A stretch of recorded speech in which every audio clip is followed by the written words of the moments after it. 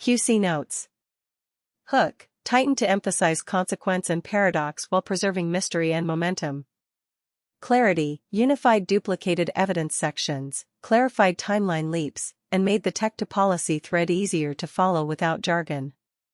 Rhythm, shortened breathless clauses, balanced cadence with punchy sentences and purposeful pauses, and improved spoken flow. Repetitions, removed the evidence block and redundant references, merged themes to avoid echo while retaining all facts. Final script. In 1976, an object circling 250 miles above Earth did what no camera had ever done. It looked at one military site twice in a single orbit and read fine print on metal never meant for the sky. The pictures arrived not days later in a splashing capsule but in moments, translated into signals that crossed secure relays while the target below still believed it was unobserved. A missile on its transporter, a hull number polished for inspectors, became a line of type in a room where analysts had not asked permission to look.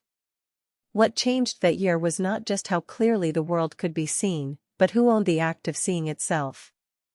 The line between classified war tool and planetary awareness cracked open, and through it came a gaze that never blinked. The middle of the 1970s was a hinge point for how power looked at the world. Film return satellites had ruled the prior decade, capsules parachuting back with emulsion sealed in darkness, images delayed by retrieval teams and processing labs. Intelligence moved at the speed of re-entry, so strategists planned around yesterday's truth. Meanwhile, digital imaging crept from laboratories into specialized military systems, promising continuity instead of fragments. The National Reconnaissance Office, created in secret years earlier, had learned that orbit is useful only when knowledge arrives in time to matter.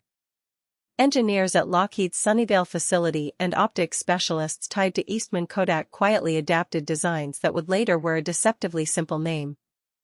The KH-11 entered planning documents as a system meant to swap film for light, routing photons through lenses and mirrors into sensors that turned scenes into data. Timing favored the shift. Relay satellites were being positioned to carry signals from orbit to ground without physical returns.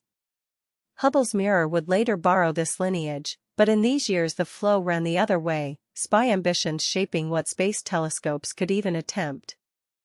The result was not merely a better camera but a new class of presence, one that could linger without landing and compile a record that never had to leave orbit to be useful.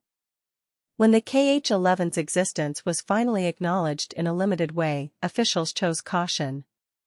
They described a system to improve the timeliness of intelligence, reduce reliance on capsules that could be lost or delayed, and deliver sharper images when conditions allowed. Public statements credited Lockheed and industry partners for mirror polishing and light-sensitive arrays that served both science and security. No mention of abuse or excess appeared, only modernization as technology matured. Details on resolution or specific capability were omitted. The implication was clear: this was a tool for watching state threats, not a platform for limitless observation. The public story ended there, a footnote in Cold War reconnaissance, useful but bounded, never hinting at the archive it was already building. But if the system was merely a modest upgrade, then why did its earliest years coincide with